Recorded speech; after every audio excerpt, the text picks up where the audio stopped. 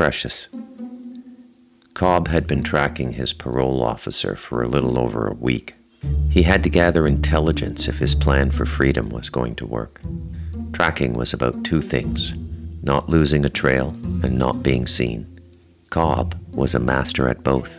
He used to track in northern Ontario with his grandfather. They would disappear into the bush, leaving with nothing but a good knife and a flintstone.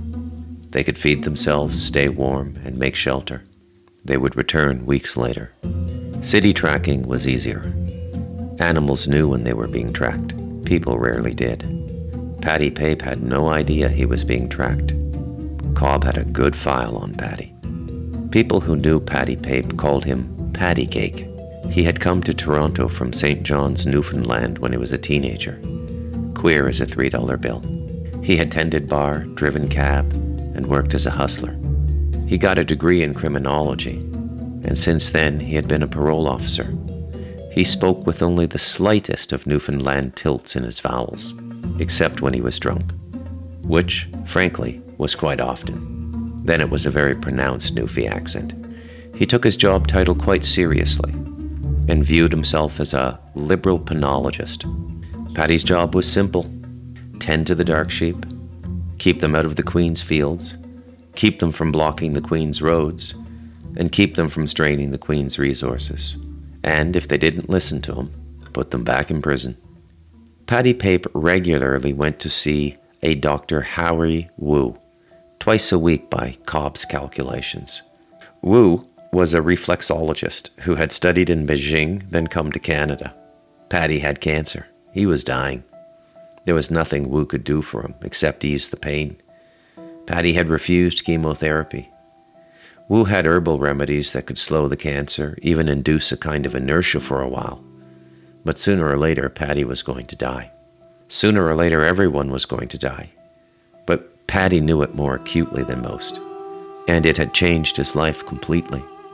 At night, in his tiny bachelor apartment, Paddy would sometimes cry for periods as long as a half an hour. Cobb couldn't figure out what brought on the crying spells. He broke into Paddy's apartment when Paddy was away. He did this numerous times. He was never seen. He never left anything out of place. He read journals and files. Paddy, like Cobb, kept detailed records. Paddy had been darting in and out of Randall's file, making margin notes in the photocopies of the Queen's documents, and what a load of documents there were. Cobb's entire life had been documented by the Queen and the various systems that the Queen used. It was really quite staggering how much time and money was spent on an individual person, at least in the documentation of their existence, if not any real or concrete help.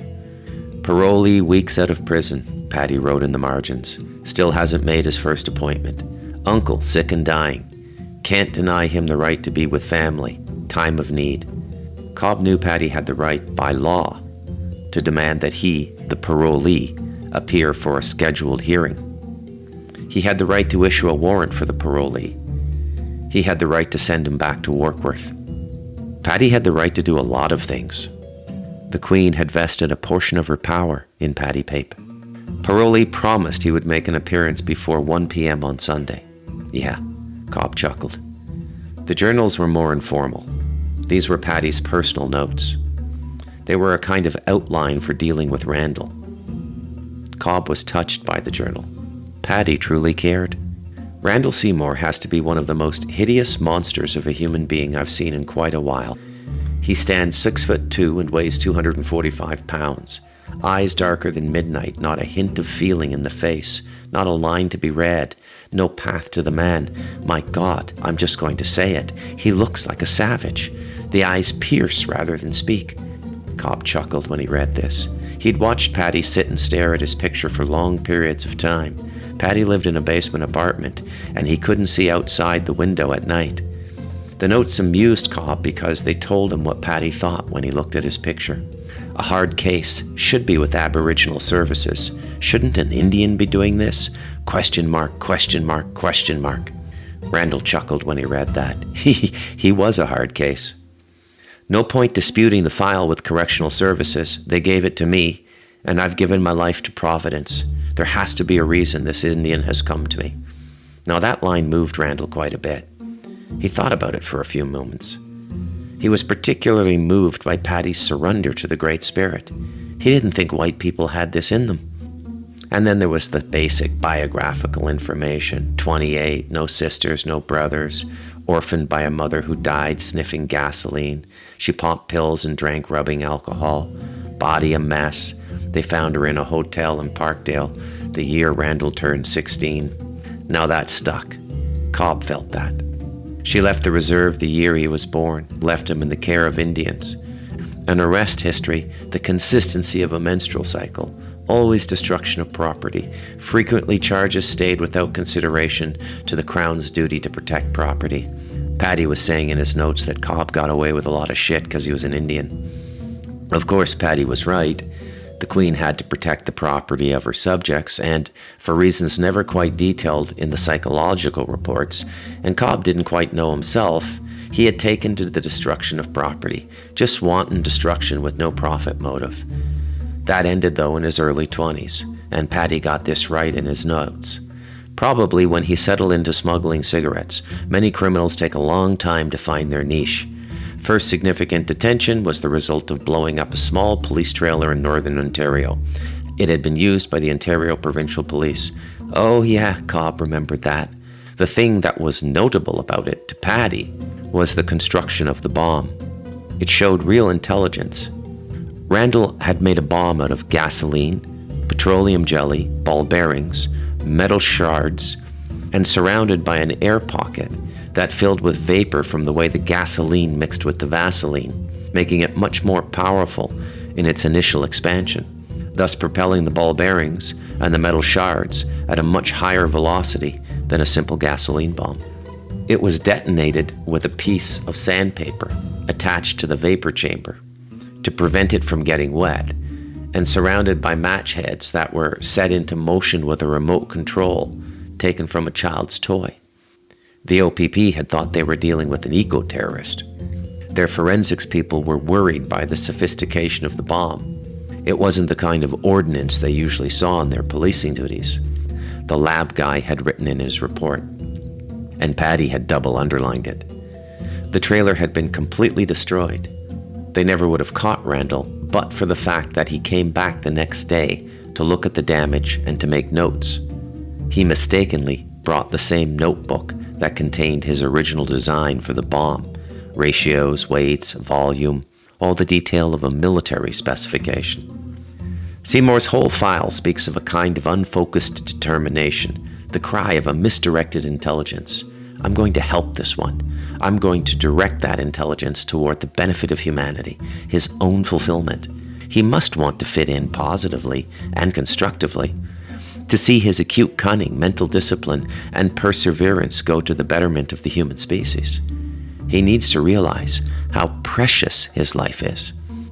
That one word, precious, told Cobb everything he needed to know. Paddy wanted to work on a difficult case before he left the world. He hit the jackpot with Cobb. Paddy had a large dog.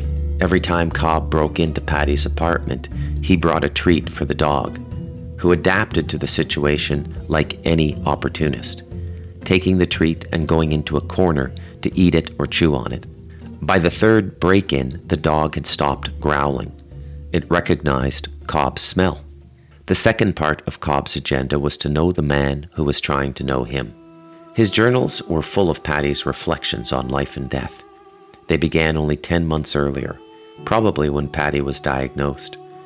Paddy's mind had wandered back to the child he once was. Every day was new, and every night he fell asleep with deep gratitude and love for the day he had lived. A deeper and deeper sense of wonderment was taking hold of him. His mind often followed sounds on the street into some kind of stupor, a kind of trance. Life hypnotized it. Cobb had seen it himself, following him on the streets of Parkdale. He wanted desperately to maintain the deepest possible connection he could with the world, and the prospect of death was teaching him that compassion was the only real way to live. Cobb liked Paddy. In the end, it wasn't the semen that got him, and that was a miracle in itself. Paddy had been having unprotected sex for years. Most of his sex partners were transients of one sort or another, people in motion. the occasional parolee, wherever he could find a cock. In the last 2 decades of his life, he couldn't recall a relationship that had gone longer than 6 weeks. Paddy had been in love once. He was 34 when it began. He was 35 when it ended.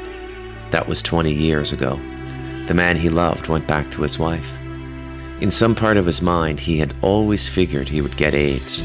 Since being diagnosed with cancer, he had thought often about his sex life, and he had been forced to wonder if it wasn't some death wish he had carried in his heart all those years. Some contempt for whatever made him, and some contempt for the forces of nature that shaped his wants and then told him he shouldn't have them. The cancer had been very good for Paddy. Parkdale was good for the kind of reckless sex Paddy craved. He liked to suck. He didn't crave reciprocal behavior. The sated man would leave and Paddy would masturbate alone. It was really one of the weirdest things Cobb had ever seen, and the only time in his surveillance of Paddy that he truly felt like a creepy voyeur. Cobb had seen 4 men go into his apartment in the 9 days he had been tracking Paddy. Cancer was a human disease. AIDS was a fag disease. The difference was immeasurable. Paddy was grateful for the cancer, and grateful for the dignity of dying like a human being and not a fag. Since he'd found out he was dying, he had sucked all the cock he could get. The weather was warm for spring, and Paddy walked past buildings and people he had seen for years. He was going to die in this community, and he was going to die alone. That was part of the reason he had chosen reflexology for his end-of-life medical treatment. A parolee he had known some years back had studied it with a prison volunteer and spoken very highly of it, a way to balance body, mind. It was all in Paddy's personal journals. It was amazing to Cobb what a man dying alone put to paper. It was a message in a bottle, and Cobb found it. Cobb watched Paddy go into Wu's clinic. Paddy wrote in his personal journals that Dr. Wu was doing something to him, that some energy point in his body had been opened, something he hadn't been able to find with any of his own resources, and which caused the nearly euphoric state that coincided with his approaching death. When he had first started going for his sessions with Dr. Wu, horrible bruises would appear on Paddy's body, and each encounter was painful, but now they were a joy. He looked forward to the sessions with Dr. Wu, and he always left in a bit of a daze, almost like being drunk, but with no loss of motor skills. On this particular day, the session was quite effective. Cobb watched Paddy walk home slowly and in complete serenity. He stopped at an ATM on the way and withdrew some money. Cobb watched very carefully, and when Paddy looked at the transaction record, his eyebrows raised. The balance on his account mystified him. Cobb knew exactly what he was seeing. The spider had taken the fly. End of chapter.